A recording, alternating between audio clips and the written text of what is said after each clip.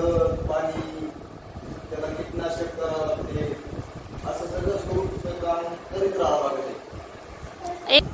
शेतकऱ्याचं कसं आहे, निसर्गावर अवलंबून असते. पाऊस पडला तर शेती पिकते, नाही पडला तर शेती पिकत नाही. त्याच्यामुळं हे अभ्यास करा तुम्ही, मुलांना सांगायचं की जर अभ्यास केला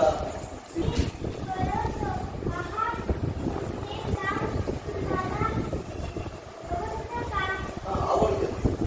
कारण कसं आहे, शेतामधलं काम एक व्यवसाय बी आहे छान म्हणून अन्नदाता म्हणून शेतकऱ्याला एक म्हटलं जातं. त्याच्यामध्ये काम करत राहणे चांगलं आवडते.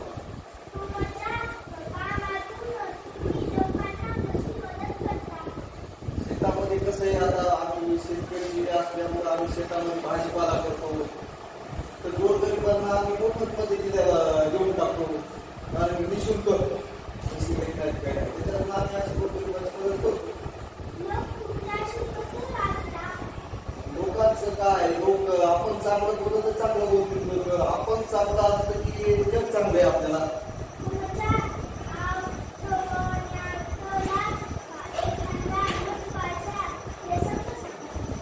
महत्वाचा प्रसंग म्हणजे की माझे वडील मला म्हणायचे, बाळाची शाळा असेल तर तेव्हा मी तेवढं त्यांच्या बोलण्यावर याच्याकडे लक्ष दिलं नाही, किंवा माझी शेतीत करतो म्हणलं पप्पा.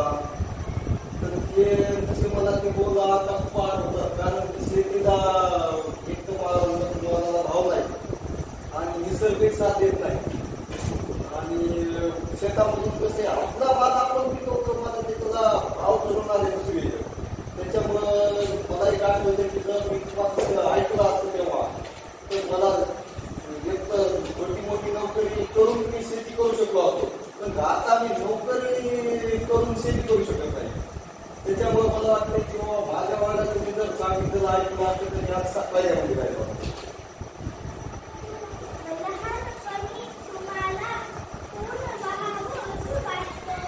मला शेतकरी व्हावं असं वाटत होतं, पण आता मला संसाराचा समजा भार पडल्यामुळे आणि शेती करीत बऱ्याचशा अडचणी मला समोर आल्या. त्याच्यामुळं मला आता वाटते की माझा थोडा निर्णय चुकलेला आहे. कारण की शेतामध्ये उसाला पाणी देताना अन्नाला द्यावंच लागते, दुकानाची भीती असते आणि पुन्हा बऱ्याच संकटाची सामना करावा लागते. पाऊस आहे, निसर्ग असा वेळोवेळी आपण आलेला शेतामध्ये धान्य आपल्याला काढू देत नाही, किंवा जेव्हा पाणी पाहिजे तेव्हा पडत नाही.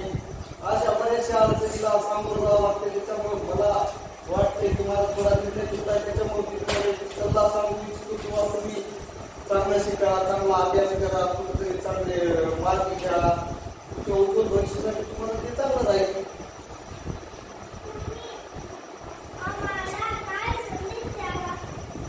मला संदेश द्यायला म्हणजे आता तुम्ही मॅडमनं जे सांगितलंय गुरुनं ते चांगलं, त्याचं ते अभ्यास करणे, वडीलचं ऐका आईवडिलांचं. आणि त्याच्यानंतर मग तुम्ही जर